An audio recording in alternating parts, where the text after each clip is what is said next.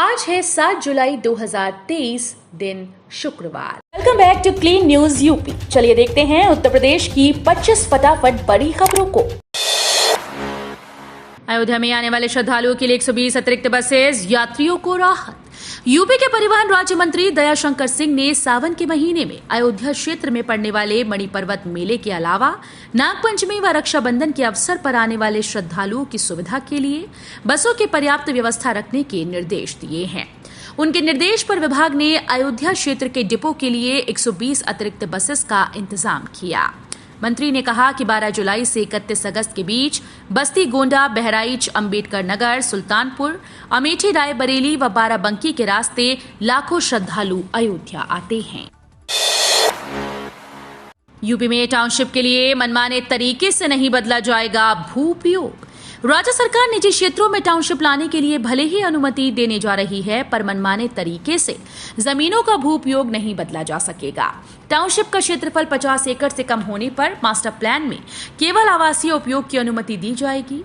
इससे अधिक होने पर खेती की जमीन पर टाउनशिप लाने की अनुमति दी जाएगी। अपर मुख्य सचिव आवास नितिन रमेश गोकर्ण ने कैबिनेट से मंजूरी के आधार पर उत्तर प्रदेश टाउनशिप नीति 2023 जारी कर दी है। सीएम योगी ने पुलिसकर्मियों को दिए नियुक्ति पत्र। सीआईएसएफ डीजी ने राम मंदिर की सुरक्षा का जायजा लिया। मुख्यमंत्री योगी आदित्यनाथ ने गुरुवार को लोक भवन सभागार में आयोजित एक समारोह में लिपिक संवर्ग में नवचयनित 35 पुलिसकर्मियों को नियुक्ति पत्र दिए। इस मौके पर उप मुख्यमंत्री ब्रजेश पाठक, वित्त मंत्री सुरेश खन्ना, प्रमुख सचिव गृह संजय प्रसाद, डीजीपी विजय कुमार, उत्तर प्रदेश पुलिस भर्ती और प्रोन्नति बोर्ड की अध्यक्ष रेणुका मिश्रा समेत अन्य मौजूद रहे। अयोध्या में राम मंदिर की सुरक्षा का जिम्मा सीआईएसएफ के हवाले। परिंदा भी नहीं मार सकेगा पर राम मंदिर सुरक्षा को लेकर बड़ी खबर सामने आ रही है। मंदिर के सुरक्षा प्लान की तैयारी का जिम्मा सीआईएसएफ के हवाले कर दिया गया। सूत्रों के मुताबिक सीआईएसएफ के डीजी सहित दूसरे अधिकारियों ने हाल ही में राम मंदिर परिसर का दौरा किया था। सीआईएसएफ की कंसल्टेंसी विंग इस पूरे प्लान को तैयार करेगी।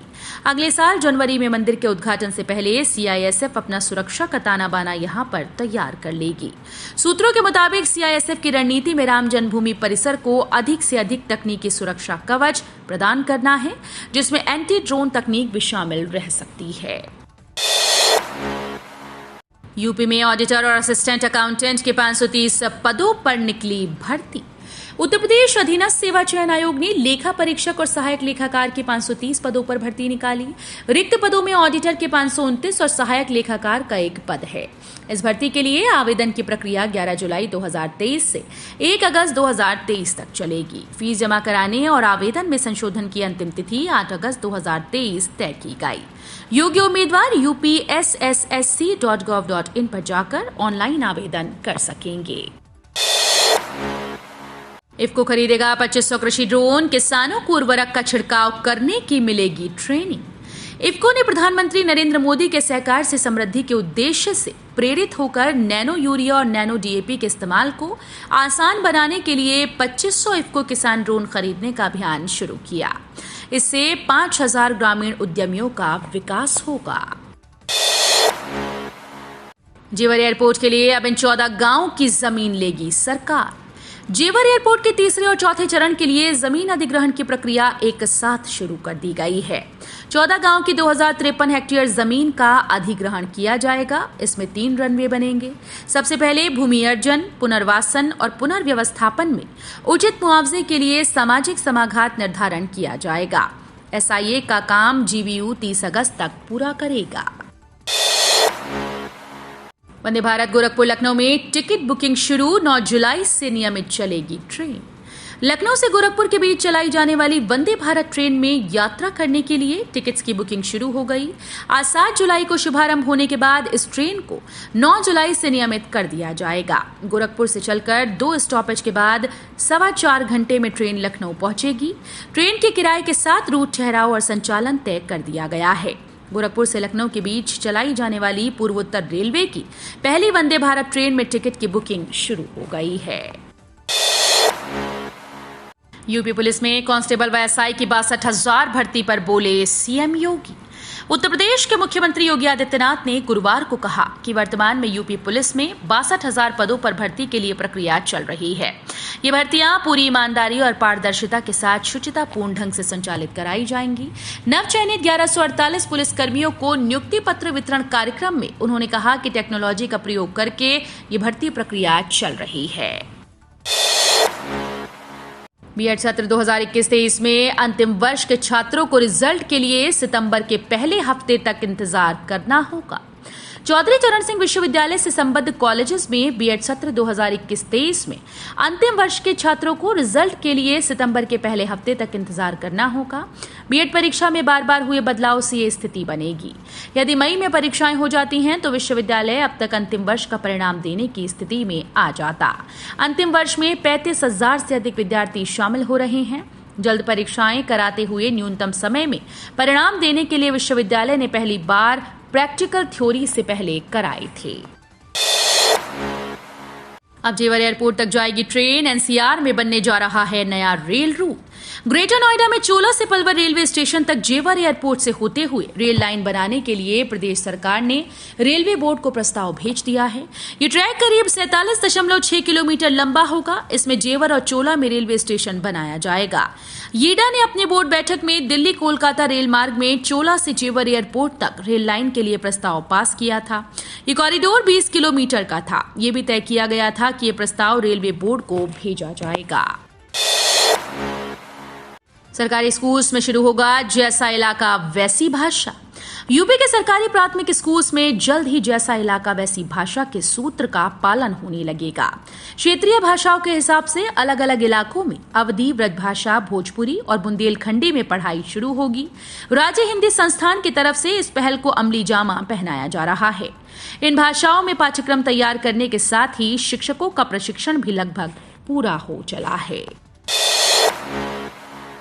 किराए के सर्विलांस सिस्टम से महाकुंभ की होगी निगरानी। महाकुंभ 2025 में संगम क्षेत्र की निगरानी कुंभ 2019 से भी बेहतर होगी। 1.5 साल बाद होने वाले इस महाआयोजन की निगरानी के लिए अत्याधुनिक उपकरण लगाए जाएंगे। खास बात यह है कि महाकुंभ में सर्विलांस का ढांचा किराए का होगा। ढांचे का संचालन प्राइवेट संस्था करेगी, लेकिन नियंत्रण सरकारी सुरक्षा एजेंसी के पास होगा। प्रयागराज स्मार्ट सिटी लिमिटेड को एक बार फिर महाकुंभ में निगरानी के लिए सर्विलांस सिस्टम विकसित करने की जिम्मेदारी सौंपी गई है। 50,000 से ज्यादा रकम लेकर जा रहे हैं नेपाल तो कागज रखें दुरुस्त, वरना हो जाएगी मुश्किल। नेपाल सीमा पार करने के दौरान यदि आपके पास 50,000 से ज्यादा रकम है तो समस्या हो सकती है। रकम से संबंधित दस्तावेज न होने पर कस्टम विभाग उसे जब्त कर लेगा। बीते 6 माह में प्रपत्र नहीं मिलने पर सरहद पर करीब 26 लाख रुपए बरामद हुए। इस झंझट से बचने के लिए ज्यादातर व्यापारी ऑनलाइन भुगतान कर रहे हैं। वहीं बड़े भारतीय नोट नेपाल में प्रतिबंधित होने की वजह से पर्यटक और व्यापारी परेशान हो रहे हैं।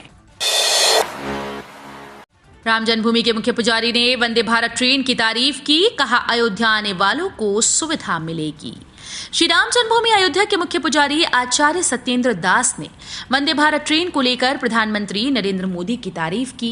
उन्होंने कहा कि ये अद्भुत ट्रेन है। इसमें वो सारी सुविधाएं हैं जो कि हवाई जहाज में होती हैं। ये गोरखपुर से लखनऊ तक चलेगी और अयोध्या में भी रुकेगी। इससे यात्रियों को बड़ी सुविधा होगी। लोगों को अयोध्या पहुंचने में आसानी होगी। इसके लिए उन्होंने प्रधानमंत्री मोदी का आभार जताया है।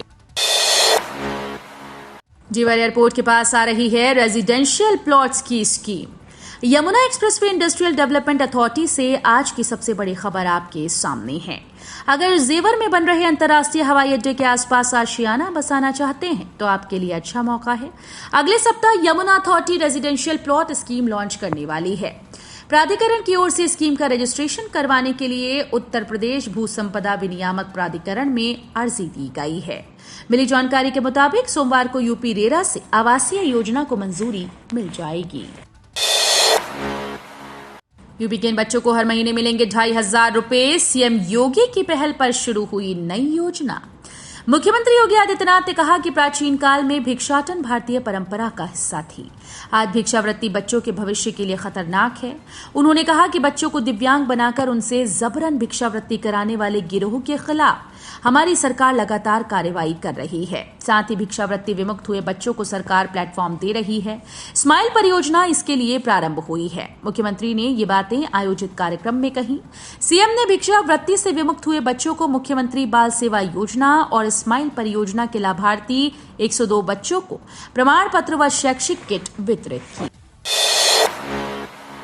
राज्यपाल आनंदीबेन पटेल से मिले सीएम योगी। राज्य में बड़ी सियासी हलचल। उत्तर प्रदेश में बीते कुछ दिनों से सियासी हलचल बढ़ी हुई है। इसी बीच सीएम योगी आदित्यनाथ ने राज्यपाल आनंदीबेन पटेल से मुलाकात की। दोनों के बीच ये मुलाकात लखनऊ स्थित राजभवन में हुई।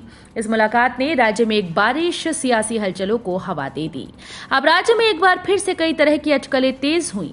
बीते कुछ दिनों से यूपी में बीजेपी गठबंधन के साथ कुछ नए दलों के आने की अटकलें चल रही हैं। यूपी कैबिनेट मंजूरी के बाद शासनादेश जारी।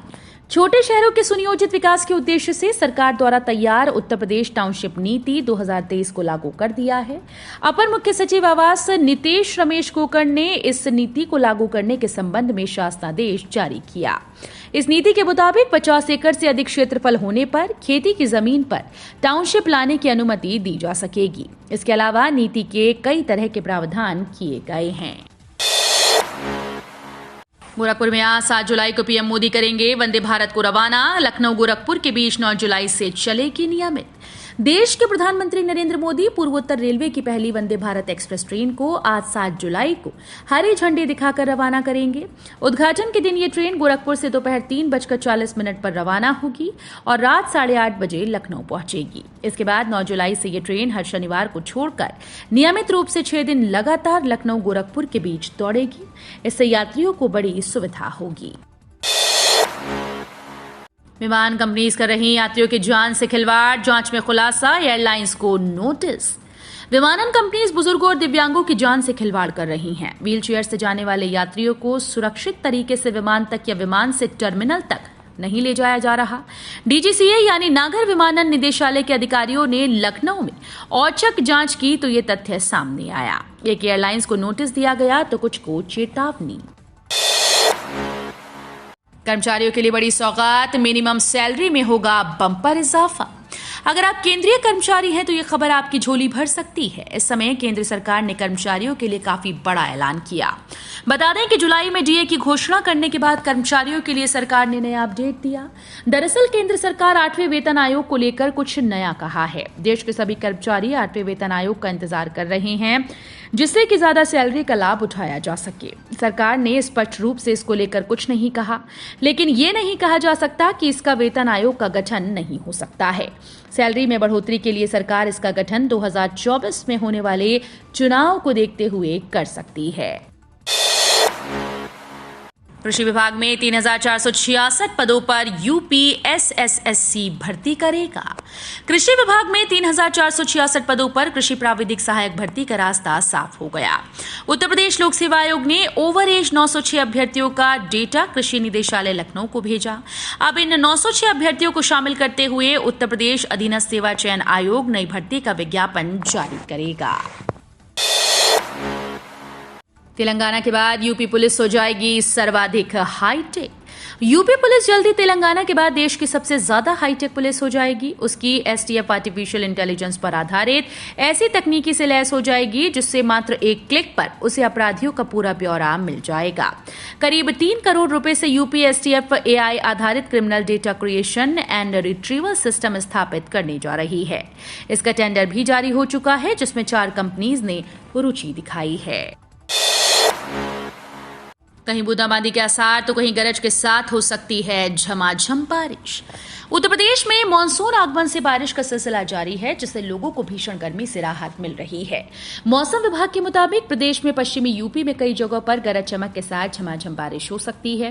वहीं पूर्वी यूपी की कई जगहों पर भी तेज बारिश की संभावना है। आज 7 जुलाई की अगर बात करें तो इस दिन भी पश्चिमी यूपी में गरज चमक के साथ भारी बारिश हो सकती है। इस समय पूर्वी उत्तर प्रदेश की कई जगहों पर भारी बारिश होने की संभावना है। तो ये थी आज की 25 फटाफट बड़ी खबरें। अगर आपको न्यूज पसंद आई हो तो वीडियो को लाइक और शेयर जरूर करें। धन्यवाद।